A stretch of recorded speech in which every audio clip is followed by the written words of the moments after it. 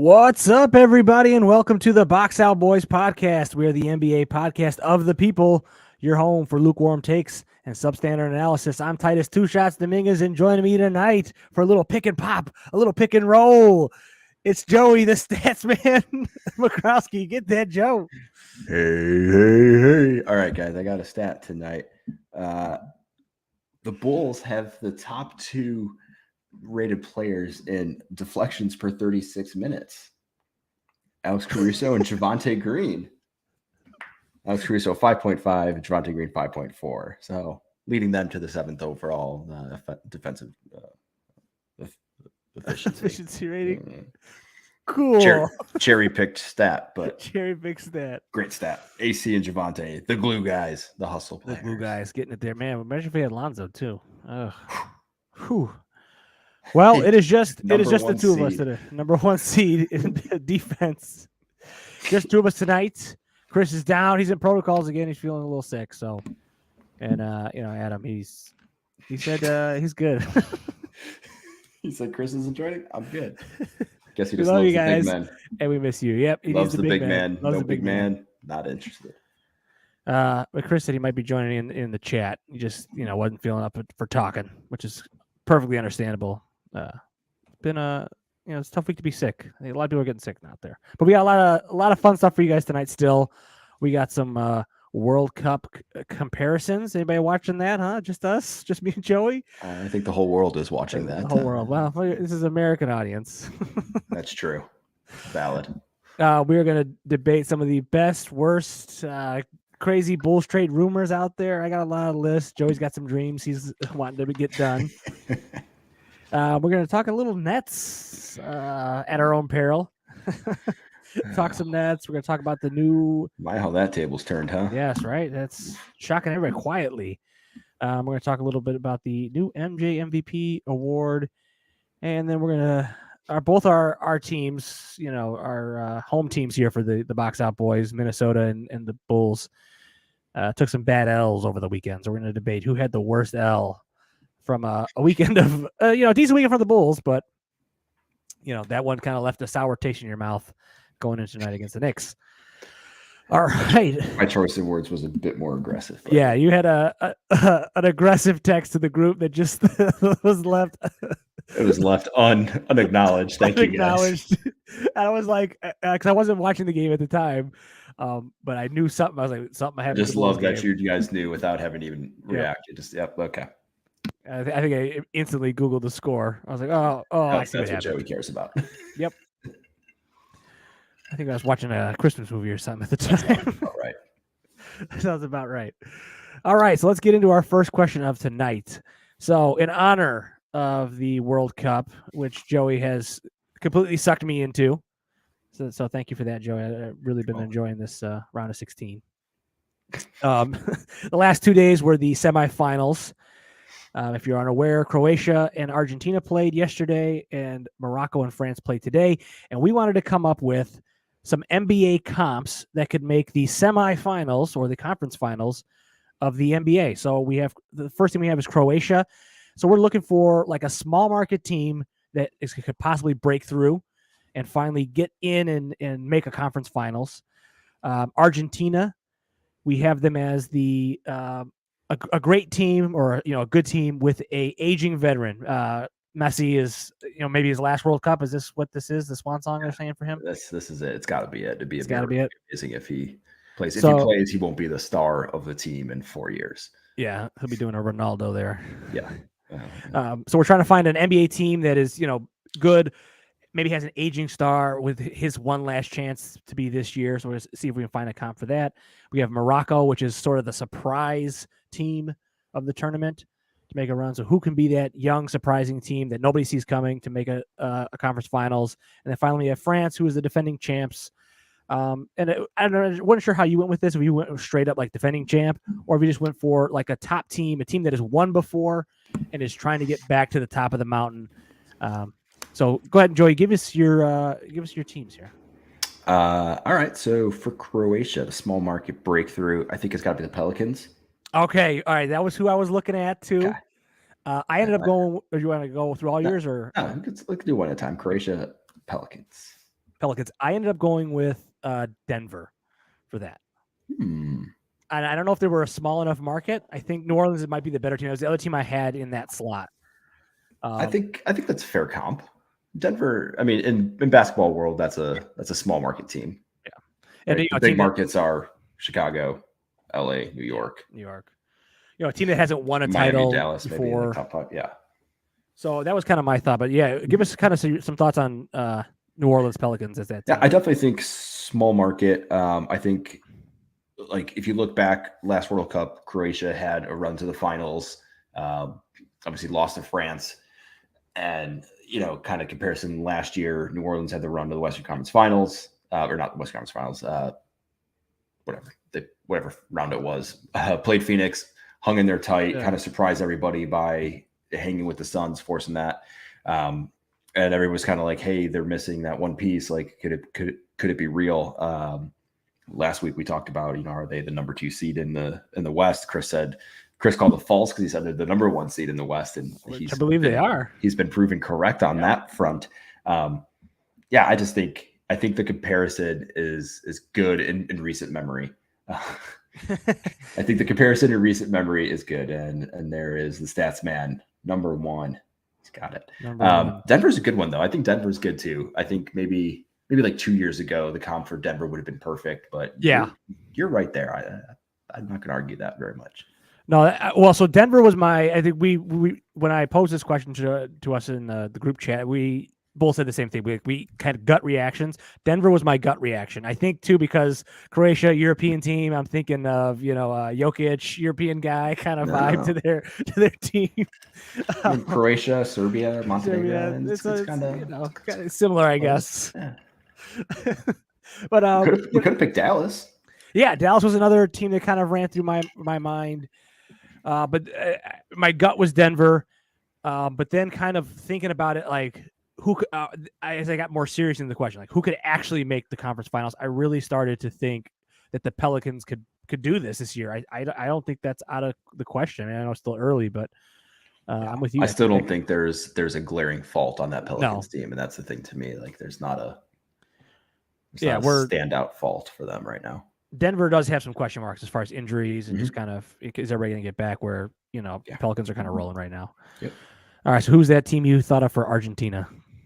I think it has to be the Lakers. Oh, okay. A slightly different team. Big market, big team, powerhouse, right? Yeah, true. Kind of like you expect them to be good every year, in and out, no matter what.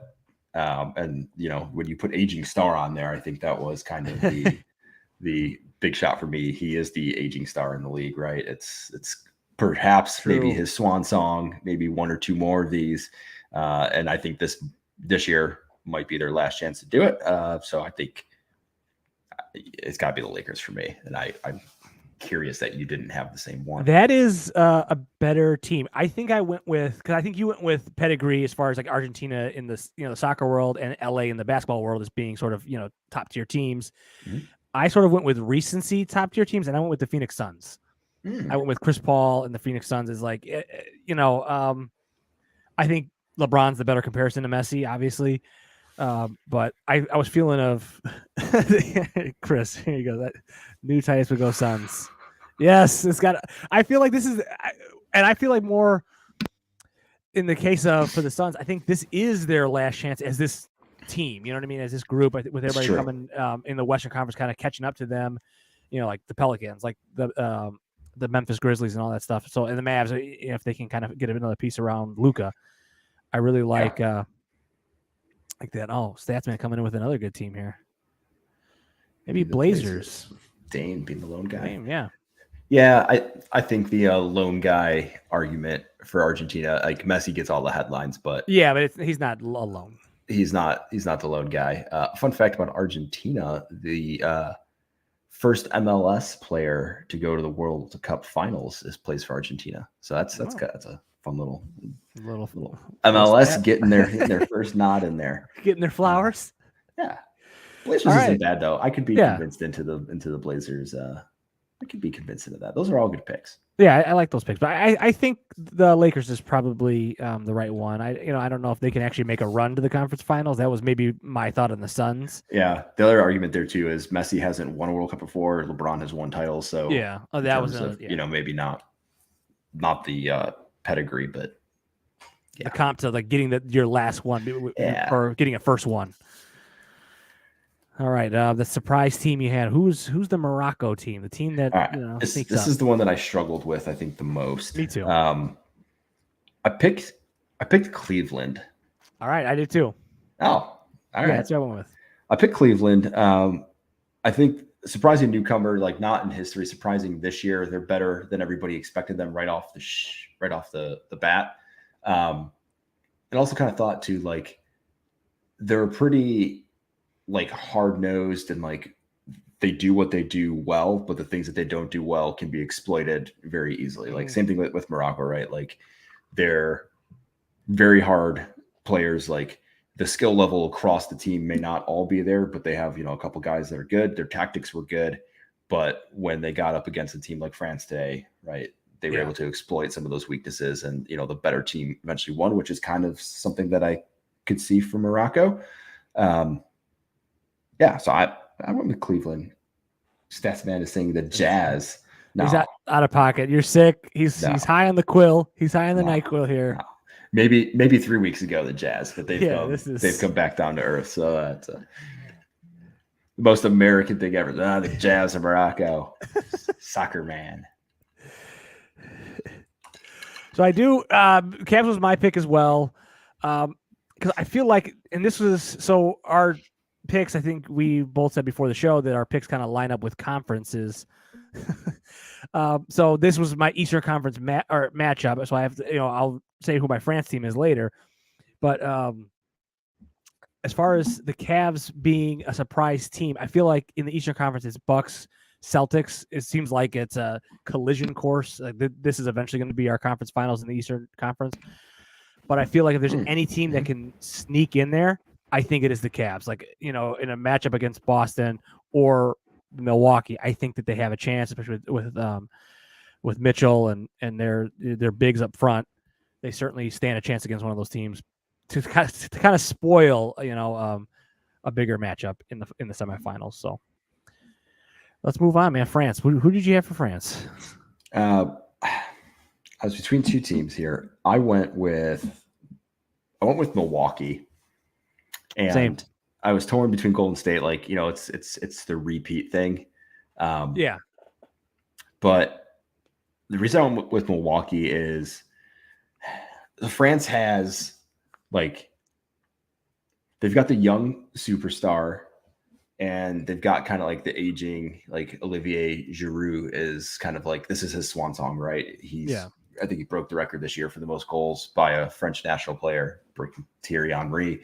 Like, they're like very well coached, and they're like very, you wouldn't look at France and be like they're the most skillful team, right? Mbappe is the most skilled player, but he's also kind of like a bowling ball, kind of like Giannis, right? Like Giannis. He's strong. Looks like him too. Like when he gets running, right? Like you saw it today, right? He played a lot of balls down the line and just kind of shouldered somebody out of the way and tried to run past them. He reminded me a bit of Giannis. I think Golden State for me was way too close of a comp to Brazil, and just like the free flowing way that they play, that I kind of like stuck them over there. And I think the trying to get back part was for me, like Golden State wants to get back, obviously, but like for me, I think Milwaukee has more of a desire. And I don't know why. They just seem more hungry for it. Like Golden State has never seemed like hungry to get back to the finals, even though I know that they are. Like that's I'm not saying they're not. It's just they don't come out like with that same feeling. So Milwaukee felt like a good comp for me to the French today. Yeah, and I don't know. This makes no sense. Like you said, this is obviously the World Cup situation is back to back, but it's been 4 years where it felt like the year gap for Milwaukee in the title. Obviously not getting there last year. This one felt like, like it's like them, a few years later trying to get back to the title, and that's what it felt like to me. The other team I really thought about was Boston, and only in the sense of that, like they got there last year, but didn't finish it, and then now they're trying to get back there to actually do it. So the comp wasn't quite there with France, but that was another team that I thought of in this spot, but I ended up going with Milwaukee there. So I really wish Chris was on the pod tonight. Mbappe is pool. That's Kylian Mbappe might be the best player in the world right now. yeah, So to say he's the sixth man bench guy is tough. It's tough. I get the comp I get what you're saying. The team. Giroud is like the stout veteran that's going to give it to you, but Griezmann. I think you're underselling Mbappe a bit there. Mbappe. What a fun name. I know. Mbappe. That's fun to say. Mbappe. I meant to listen to Mbop today by Hanson. I did not. So.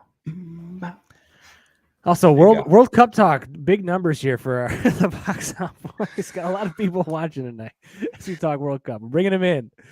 Well, unfortunately, that's about it for World Cup talk. All right. Well, actually, there's one last thing that kind of, since we ended up getting it, I didn't want to put it in the question just yet, but we ended up getting sort of the dream matchup, I guess, or power matchup from the semifinals of Argentina-France.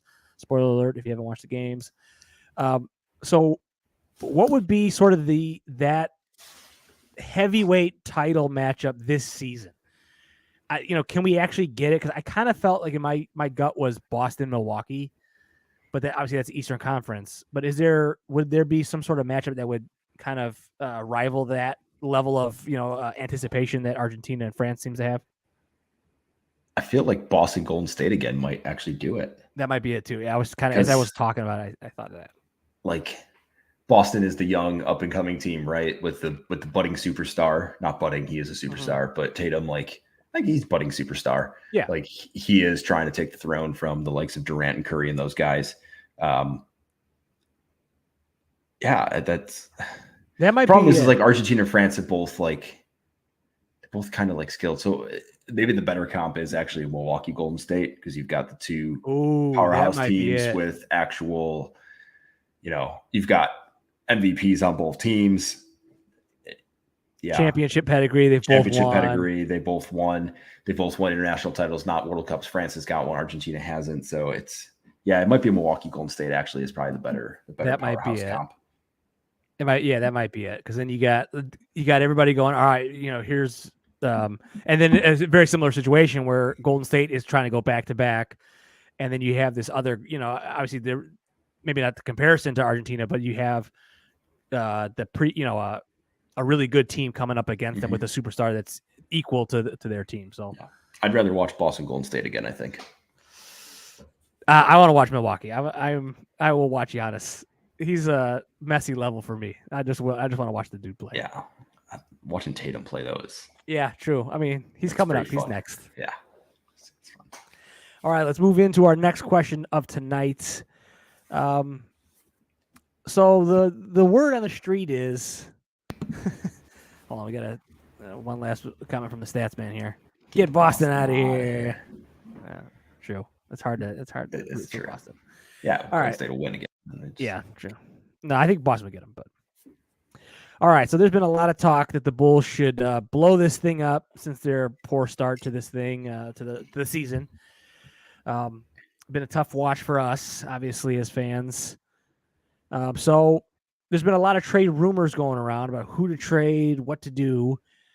And we're going to kind of debate the best and worst of them. Joey's going to give us some of his preferred trade ideas. Should I just run through kind of the list of rumors that I saw going around? Yeah. So, I mean, as far as I read, maybe 5-6 articles today, various websites of various, credibility. Somebody just been blogs. I don't know what I was what I'm watching. There were a lot of articles. If you type in a lot of articles. I tried to read some recent ones. But here's kind of what I'm seeing. There's basically they're attached to like every team and every kind of guy that's on the market here. But there's a lot of obviously the LA trade that has kind of been nixed by Bulls management. But there was one I kind of saw that seemed interesting. Would be the Bulls would get from LA Lonnie Walker, Kendrick Nunn, and Pat Bev plus the 2 picks that everybody's talking about, and then the Bulls would give up. I'm trying to see. It was Bradley and Simonak. I forget what the Lakers were getting back. Simonovic. Simonovic, that's who it is. I can't read my own handwriting. Simonovic. There was somebody that the Lakers would be getting back in that, but I couldn't remember. If the Lakers are willing to do that, then sign me up right now. Yeah, I think that was there's got to be there's got to be something else in there. Yeah. If you can give up Tony Bradley and Marko Simonovic for the 2 picks and 3 guys, like that's I don't think the Lakers would do that though. No, I think it was DeMar. That's who it was. It was DeMar in there. It was DeMar and then those 2 guys, and then and the Bulls were getting back more pieces instead of the rush trade, which kind of got nixed, and then you get the picks. So that's what it was. My big problem with the Lakers deal is, and we talked about this I think off last week, but I don't think they're going to walk away from Zach, and you're going to be saddled with Zach for 4 more years after this one. And by the time that's done, Zach is done, right? He's out of his prime. Like that's done. And you're just then getting those picks. And I think I don't want to wait that long for them to be relevant. And I understand then you're getting 2 picks in close succession. You can start over then. I don't want to wait, but it is a ways out. We like I said, we talked about it offline. And as I was thinking about it today, kind of going through these trade rumors, I was like, oh yeah, 27, 29, that is a long way away. It's a long way. The Raptors have been in several trade options. The 3-way one that you sent to our group where the Raptors get Vooch, Moses Moody from Golden State, and a pick swap. It was the Mavs pick. That's what it was. I don't know, the Mavs pick. The Warriors would get Caruso, and then the Bulls would get OG Anunoby, Malachi Flynn, Dante DiVincenzo, and Kem Birch. Who are the Bulls are sending out? Vooch and Caruso? Vooch and Caruso. Yeah, I thought do it. Do it? Do it. Wow. To get OG and then a couple other, I guess DiVincenzo, you get some shooting defensive there. Yeah. Okay, so that one you would do. I would do that. Caruso's a great non-box score guy. Don't get me wrong, but you can find another Alex Caruso somewhere. True. You can, Dante DiVincenzo could become that. Probably not likely, but he might be able to. Yeah, he could be maybe a light, Caruso light. But if you can get Vooch out, one of my pipe dreams is a Vooch deal, and I'm growing more and more weary that there's not going to be a huge market for Vooch in the trade scenario, and he's going to walk for nothing. And I'm okay with him leaving. I just would like to get something for him. So if someone's willing to if the Raptors are willing to give you OG for it, I'd be okay with that. And I mean, who says no in that? The Raptors are probably the ones that say no, right? Golden State would take Caruso in a heartbeat, I think. Yeah, they would take Caruso in a heartbeat. I mean, I think wasn't Steve Kerr recruiting him on the court there when they played? Just a bit. The Raptors might take it because you're getting Vooch, you're getting some offense there. In theory for them. In theory, yeah. In theory, because especially if he's not, then becomes maybe more of a focal point in the offense where, obviously he's clearly behind Zach and DeMar on the Bulls. So maybe there's a chance there for something. Yeah. He still has to try and play traditional center though, right? Yeah. In Toronto. And that's, I think, what he's not actually. Yeah. He really doesn't built want to for. Right. There was a couple other rumors or a lot of people I see were talking about was looking at trying to get Duncan Robinson from Miami. There was not a lot there. Was potential shooter. That was a name that came up. Not a lot of details as far as what the Bulls would be sending back for that, but it was just kind of like, hey, maybe try to put something together for Duncan Robinson. Yeah. I saw Go ahead. I don't love the Duncan Robinson. He's too expensive, right? Yeah. He's cost a lot of money. I saw something today. I should have wrote down. It was Bulls send DeMar and I think it was Kobe White for Hero and Lowry and another pick from the Heat. Yeah. And I was like, yeah, if that's available, I think maybe that might be interesting. That'd be interesting. I mean, to get Hero would be interesting. To get Hero, young guy. Not Lowry, but no, but I mean, yeah, you have to make the make it work. Yeah, but I mean, as much as we all love DeMar, we love and hate him, but it's not going to last forever. Yeah, so getting a young player, I think Hero and Levine could actually light up That might be interesting. The scoreboard. There'd be even less defense though in Chicago, which might be the problem there. That might be the problem. So as far as other sort of random ones that came up, the Washington Wizards, where the Bulls would get Kuzma and Burton or Will Barton.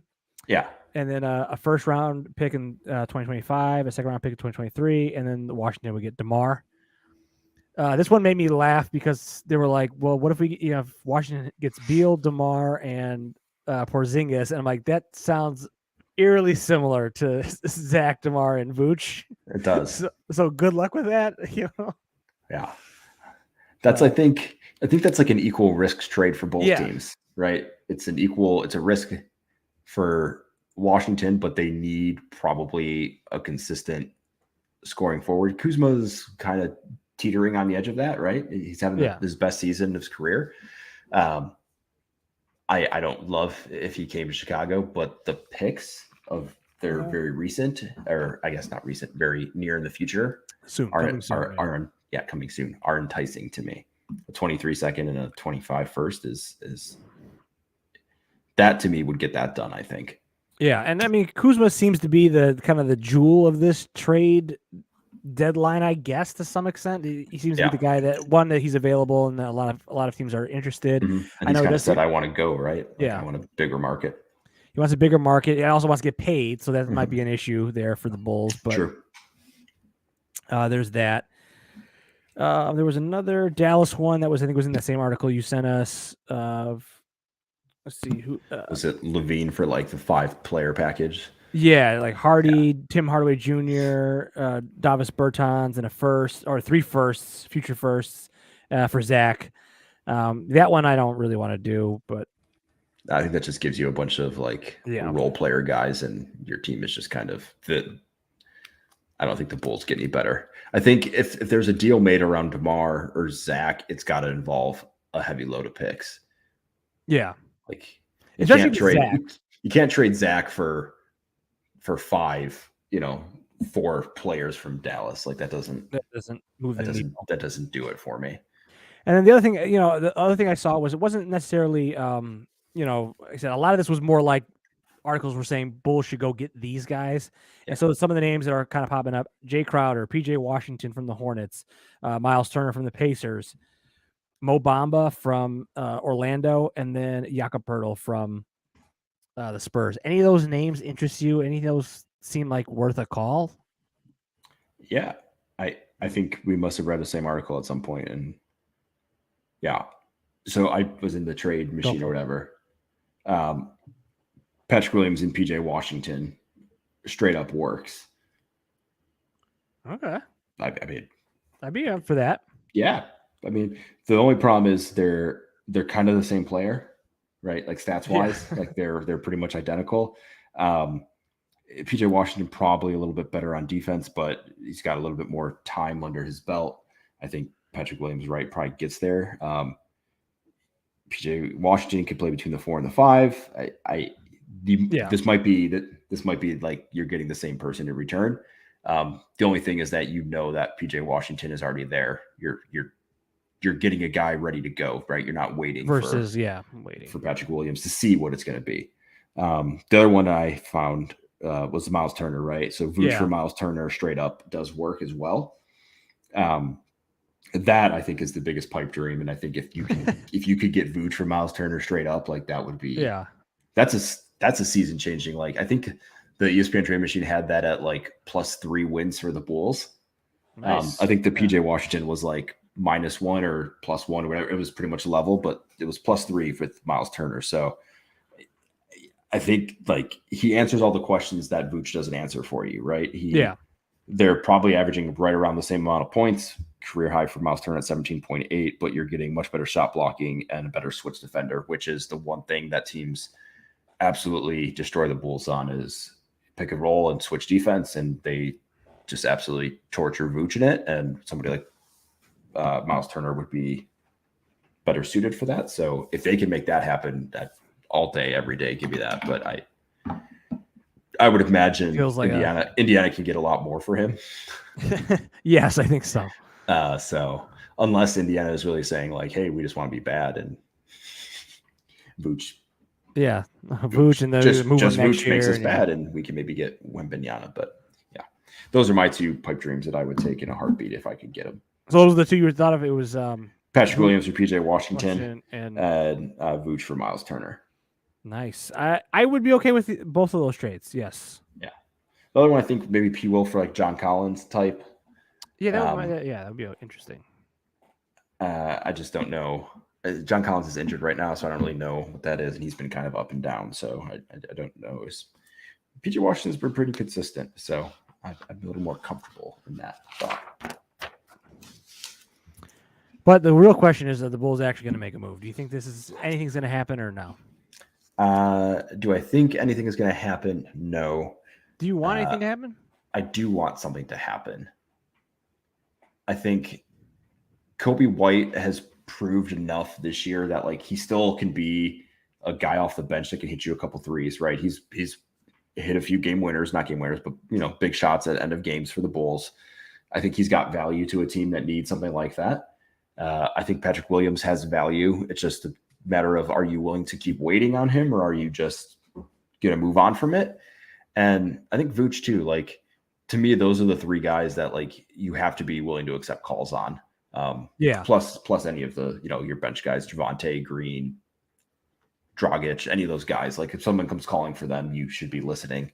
I don't need to see them move DeMar. If the package is right, I'm okay with it. Same with Zach. Like I know like you're probably not going to win with those two guys, but they keep you competitive. And I still think the Bulls they're good enough to stay competitive. I don't think they need to go to the full tank mode yet. And even if they did, like there's such a small percent chance that, they're going to get a repeat of the Derrick Rose kind of thing. So yeah, I think tinkering moves for younger guys who are on good contracts that you can get, 2-3 years out of and see what it looks like. But I fully expect that the Bulls are going to wait for Lonzo. I think this organization, the way that they built this team for last year, they were proud of it. And I think we were all excited for it. We saw what it could be. And I think they want to see it out for a full season, which makes me think that they're not going to be aggressive seekers. I think it's going to be kind of like if Chris is still listening, kind of like a White Sox thing. Like there's moves that should be made, which makes sense, right? It's Reinsdorf. So there's moves that should be made.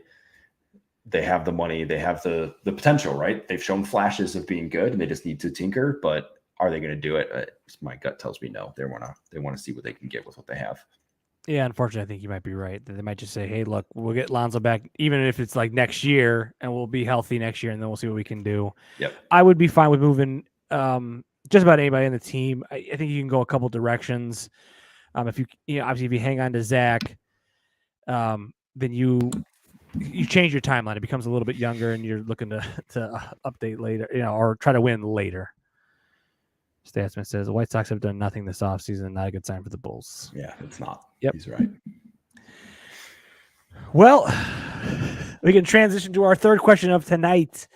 We'll do a little real or fake. We got to stop talking about the Bulls for like a week. I think we did this last season too. We took like 2 weeks off. We're just not going to talk about them for a week or two. We're just going to let it simmer and see what happens. I think, this is a Bulls heavy night. We got another question later with the Bulls. I think after this, we might have to do a little pause on the Bulls. Pause. Unless they go on a heater here. Yep. So our third question tonight, real or fake? The Nets are the 4th seed in the East. Quietly, they've snuck into the 4th seed of the East. But is this real? Is this fake? Joey, the floor is yours. I'd say it's real. And I don't know if it's real because of them, but I feel like it's real because of everybody else. Okay. Like, I don't trust that anybody else is playing at a level that could be better than that. Like, what are the teams that we should be considering in that position? Philadelphia? Yeah, that was my team that I kind of. But that's it, right? Yeah, that's it. So you're flipping a coin now between Brooklyn and Philadelphia. Now that the drama from Brooklyn has gone, it's always been quiet, right? Yeah. Simmons is playing, Kyrie is playing, Durant's playing. No one's arguing, no one's fighting. There's nothing coming out of there. seems to be clicking. I feel like you trust that more on a regular season run than you do Embiid and Harden. Interesting. And so I think they've stumbled into this. I not stumbled, but I mean they've played well, right? 8-2 in their last 10, but I just don't see anybody else kind of overtaking them. It may be a similar thing to like we talked about with the Pelicans last week. Like, are they actually like a 3 seed? Because are the Cavs truly, going to hold that 17 and 11 kind of run? Like, is that who you think should be the 4 seed? No, I said this is fake, and I only said it's fake because I think they're the 5th best team in the Eastern Conference. I think, and what I ended up doing is, I looked at it, a few different stats, but I went straight for my favorite, net rating, and they are the 5th net rated team in the Eastern Conference, behind Boston, Milwaukee, Cleveland, and Philly. Yeah, and all those, except from Philly, who's only a couple points better than them, the other 3 teams are clearly better than them as far as net rating. Obviously, a slow start, you can kind of weight that, but right now, I think it is a top-loaded team in the Nets with it's Durant, it's Kyrie, and they're the guys doing it. If they can keep this up, those guys might be good enough to make them. I think that they're like the Sixers are the better regular season team, and then I would actually trust Brooklyn in the playoffs better or more with those 2 guys, because those 2 guys can win you a series and they can kind of beat anybody. Yeah. So, I can see that being a more scary team, but I see them, as far as finishing the regular season, I don't know if they're going to finish a top 4 seed. I think once Philly gets healthy, that they will kind of right the ship a little bit themselves, and they'll kind of secure that 4th seed, but they're going to be in the mix for sure. Yeah. I don't terribly disagree with that. I think we're splitting hairs here. Between Brooklyn and Philly. They're almost seem like they're a similar team in terms of like they've got the pieces, but can they put it all together at the right time? Yeah, to make it happen. And does it matter if if they're 4 and 5? Like, I don't think it necessarily matters. But matter for the Bulls actually. Yeah. So maybe if the Bulls make a little run, I'd rather face Brooklyn. Yeah, I would. Yeah, I think I'd rather face Brooklyn. Because Embiid's going to destroy you. So correct. Yeah, the Bulls stand a chance to hang against Brooklyn. They don't stand a chance against Embiid. They have nobody to stop him. Nope. That's just a matchup. Just put Drummond in there all night and just body him. Just body him, baby. Body him all night. Use all those fouls. Oh man, that's too funny. There we go. Is this game talk from the stats man here? Ooh. ATL went down 50-22 in the first quarter. East is weak. To the Magic. Game talk. No game talk. Game talk. Hide those. The game is over. Game talk. Doesn't matter. Game talk. Yeah. Let's go to another topic for tonight. This is a fun one for us. Obviously, again, Bulls heavy pod tonight, but the MVP trophy has been changed, updated, and renamed to the Michael Jordan MVP trophy. Joey, have you got a look at this thing? And what do you think? Obviously, as Chicago fans, this feels right. Goat. No. All right. So first, I'm just going to say the argument that he's the GOAT because they gave him the MVP trophy is stupid. I've seen that going around too, yes. It's all over the place. LeBron is still playing. LeBron will get a trophy named after him when he is done playing, and there's no arguing that he shouldn't. Like, he will have a trophy and he should have a trophy. Let's just put it out there, right? Like, that argument is dumb and needs to go away.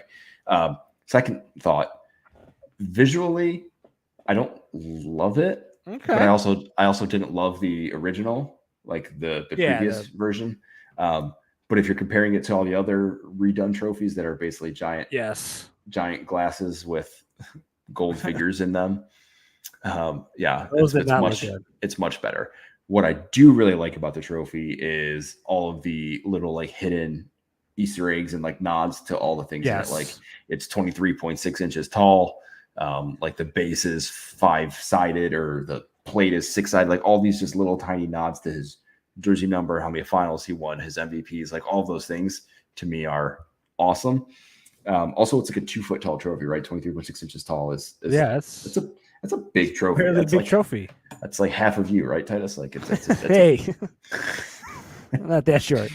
It's a big trophy. Catching strays over here. I like it. I think it's good. I like the idea that they've gone through and renamed trophies. I do think naming this one after him is appropriate. I think it fits. I don't think it was, an oversight to anybody else. I don't know if there's another player that you would have really given it to. So I like it. I think it's cool that they involved him in the design of it. Yeah. And let him kind of have some say. And I read somewhere that he specifically didn't want the trophy to look like him. He didn't want to have the, Jumpman logo kind of thing on it. So I like it. I'm a fan. Thumbs up for me. Yeah, I'm definitely a fan. Here we go. Let's go. Good comments from the stats man. Probably the most positive LeBron take by Joey ever. True. And then Kareem. I have never argued that LeBron is not a good basketball player. True. You just don't like him. I just don't like him. That's fair. And Kareem, yeah, that's the only other name I thought of as far as a deserving name to be named the MVP trophy. I don't remember if Kareem's got his own trophy or not, but does he not have? I thought he has something. Maybe not, because Bill Russell's the Finals MVP, right? Correct. Yes. Yeah. But yeah, I'll just quickly run through. Joey kind of touched on all of them, or most of them. But it's a 23-pointed or 23-faceted crystal ball at the top. Not the number, 15-degree angle on the base, or the base to nod to the 15-year career. 5-sided base for the 5 MVPs. 6-sided nameplate for the 6 championships, and then 23.6 height and 23.6 weight. His 2 numbers, 23 and 6 in international competition. So very cool to have that represented for Jordan. I also think it's going to have the most badass shorthand name. The MJ is just going to be cool. Calling it the MJ, like who's the MJ winner? I mean, that's just going to be cool as hell. I think. You get the MJ. Getting the MJ. Yeah. That'd be pretty sweet. There's no trophy now. It tells me something's coming at some point. What'd you say? Sorry, you broke up there for a second. Oh, sorry. Kareem does not have a trophy named after him. So I would imagine that at some point one is coming. They will find something somehow. They'll find something to award somebody something with Kareem's name. Same thing that you said with LeBron. Yeah. All right. So yeah, I also like that award. Pretty cool, man. Yeah. All right. Well, let's get into well, I guess we should have swapped these questions. We're gonna end with a little bit of a bummer tonight. Yeah, that's fine. So which of our 2 teams, our 2 favorite teams, took the worst L this weekend?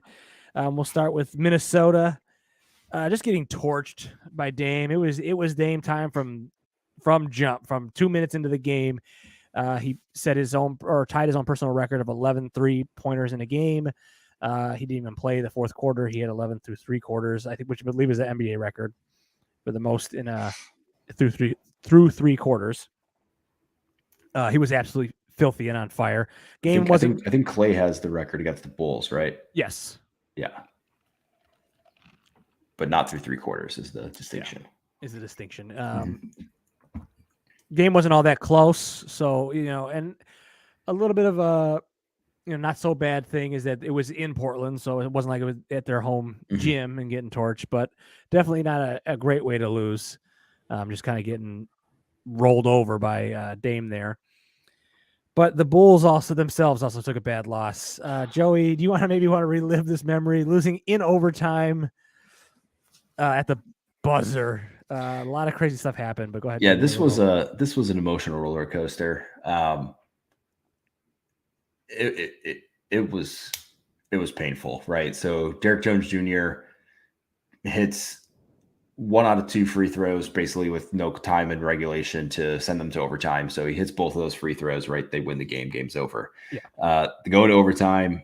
DeMar, there's 1 second on the clock. DeMar gets fouled, taking a 3-point attempt by Bogdanovic, who had torched the Bulls all night. Mm-hmm. DeMar hits all 3 free throws. They go up 1.5 seconds on the clock. 0.5, right? So only chance, right, is to throw a lob. And for some reason, Billy Donovan decided to put Derek Jones Jr. in when the only possible play that you can do in this moment is a lob, right? It's a catch and like toss or a lob, right? The lob is likely the best option. Why Drummond wasn't in the game is beyond me, right? Park him next to the rim and just have the biggest body you possibly can to be there. I get it. Derek Jones Jr. is more athletic, but it's just I don't get it. But yeah, so they tossed the lob. The play had him. It was Griffin, son of former Bulls assistant and Bulls player, running away from the basket, and he catches it and tosses it over his head. It's a circus shot for sure. It's a circus shot, and he makes it. So, right, Derek Jones Jr., I like you, but you lost the game twice. Right. You lost it by missing your free throw, and then you lost it by not playing defense. So for me, if the Bulls got torched by Dame or Steph or anybody for 11 3-pointers, it's like, all right, it's not our night. This guy's on fire. This guy's on a heater. Like, you see that building and coming all game long. That's just the way it is. This one was like, oh, they got this game. Like, this game is done. It's wrapped up. Like, DeMar hits 3 free throws. They're up 1.5 seconds. Like, yeah. Drive safely. I would rather get shot out of the gym by somebody than have somebody hit a fucking circus shot over the back of their head going away from the basket with 0.5 seconds. Yeah, I do feel like this is a little bit an easy answer here. But yes, the Bulls' loss is brutal. I mean, Derek Jones Jr. makes a great play to even kind of get fouled, to get those free throws. But then, missing one is tough, a tough look. I will say, too, kind of a weird thing from Trae Young that he even leaves the second on the clock, Like, why not take the absolute last shot? Because he hit it, but to leave any time on the clock gives, DeMar that chance to take a three. Yeah. Obviously, terrible foul from Bogdanović, but I mean, in a game where like they kept Trae, he had like 8 points in the first half or something. Like, they had kept him at bay most of that game, and at the end he got hot, and they still were in a position to win. Right? Like that's what hurts is they were one solid defensive play, like not even like a miraculous play. They didn't need to do anything special. They just needed to have somebody guard the rim when there's 0.5 seconds left, and that's the shot that's coming, and that's hurtful. That like that stings. Yeah, it does sting. And that was tough to watch that, and I rewatched a couple of times, a couple of different highlights of that. Yeah. So I did not. I turned it off immediately. That was almost a remote control at the wall kind of thing. There was a moment. Get the spackle. Yeah, get the spackle. I like that. Well, you know what? Let's wash this taste out of our mouth. We got a question here from Keep It Simple in the chat. What statement do you think the NBA is making by renaming the MVP trophy to the Michael Jordan Trophy? And for Joey, what trophy do you see being named after LeBron? Ooh, I think I know who this question is from. Pat, if that's you, thank you for joining. I think this might be a coworker of mine. So nice. So a good question. That's a tough one. I should have known this was coming because. All right.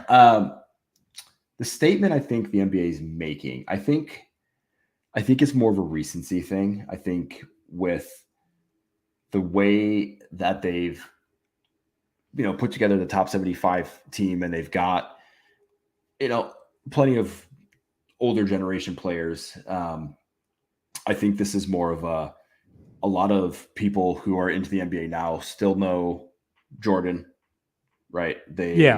A lot of guys that are playing now have emulated Jordan, right? There's not a lot of guys that are emulating Kareem and Wilt and those guys. They know who they are. They respect them. But I think it's a way for the NBA to recognize MJ because, like, he gets a lot of credit, but I think he's not as recognized by the league because he still owns a team, right? So I think they're kind of cautious about how they recognize him. So I think this was a way for them to say, hey, we understand the impact you made to the game and the impact you had on the generation of people that are playing right now. So that's kind of maybe I think the statement they're going with. What trophy do I see being named after LeBron? So I'm going to steal this maybe from No Dunks a little bit, but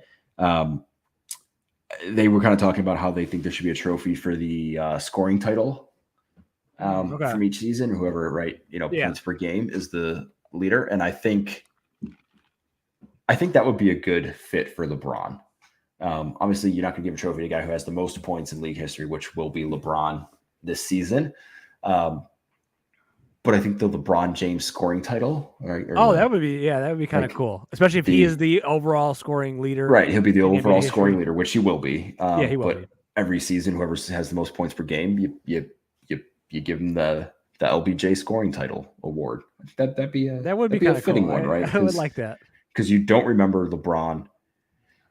That will be the one thing that nobody can argue LeBron is, right? Nobody can argue that LeBron is not a scorer. People will argue about him losing in finals and switching teams and all that stuff, but nobody will ever tell you he wasn't a good scorer, right? Yeah, he was one of the most talented guys that ever played the game. I think that's a good one for him. Give him that one. I like that. I will answer this too a little bit. I think the statement they're making kind of along the lines you're saying, Joey. I think it's really cool. I just think the MVP trophy is the only trophy that you could put Michael Jordan's name on. It has to be, a symbol of greatness. It's not. They're not going to change the Larry O'Brien trophy to, the Michael Jordan trophy. And I just think it sort of, that's what Jordan symbolized a lot. Was he's like the pinnacle of greatness and individual success at times with Jordan. Who he was as a player. So to kind of have that individual season, I think they're kind of stamping him. I think the league has sort of unofficially recognized him as the GOAT, kind of, even like, that 75 player ceremony thing. They introduced him last. Right. They're just, they know what they're doing. And I think it's kind of cool that the way they do it, acknowledge him. I think that's kind of what they're saying. The only other trophy I can see for LeBron would be like some sort of a lifetime trophy. Like if you just had a guy like, think of Dirk, or like a Kobe, get to that level of his career, you can get some sort of a NBA Lifetime Achievement Award or something. That might be something because of LeBron's longevity as well. Yeah. That's kind of his greatness to me too. That's a good one too. I'd like that. But I do like the points one too. But like a retiring player at the end of the season could get the LeBron James. And maybe you don't give it out every year or something. It's just like, hey, this is when a guy of the caliber of that caliber, is maybe in a swan song announces he's going to retire, we bring him back for a LeBron trophy. So, last thought on this conspiracy theory thought: the NBA is an entertainment league, right? So, do you think that by naming the MVP trophy after MJ and knowing that LeBron is probably done in 2 or 3 seasons, they're just stirring the pot for content that? Oh yeah.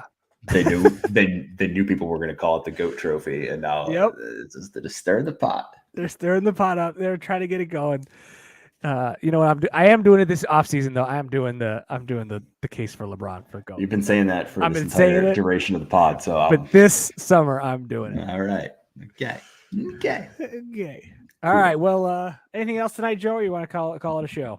No. Appreciate the questions today. Yeah, a lot of communication. The World Cup talk brought him in, I feel like. Gave the 2-man show plenty to go on tonight, so we appreciate it.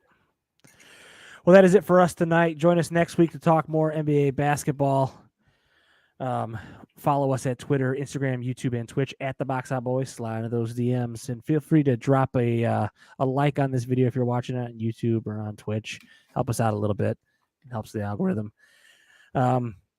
Send us an email to theboxoutboys@gmail.com. And as always, like, subscribe, and review everyone watching this or listening to this at now. We very much appreciate that. So for Chris, Joey, and Adam, Chris, Joey, and Adam, I'm Titus. Until next time, Box out.